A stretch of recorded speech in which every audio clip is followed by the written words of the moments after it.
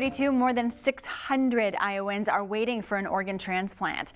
Today is National Donor Day. It's an observance dedicated to spreading awareness and education about organ, eye, and tissue donation. It's also a day to honor organ donors.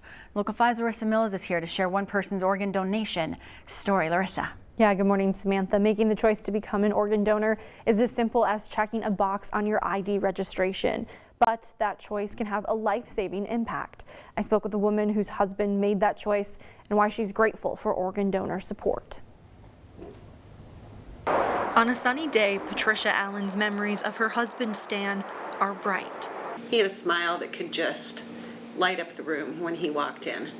She remembers the day they met as if it were yesterday. He stood up and looked over my direction and smiled, and I thought, whew, that's it.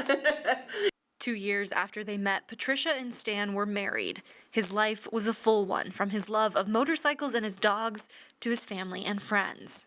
He loved life and he loved people. He was the best listener. But tragically, in February 2022, just a few months after retiring, Stan suddenly died.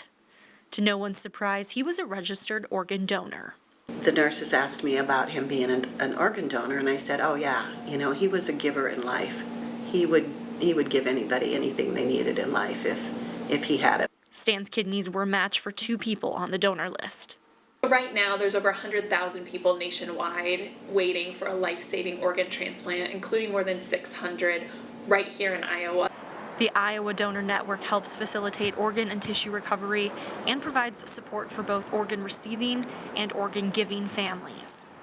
When you are gone and you no longer need it, organ and tissue donation is a way to live on, to create a legacy by saving the lives of someone else that is in need. Patricia says while the pain of losing her husband will never go away, knowing someone else's loved ones get to live brings her peace.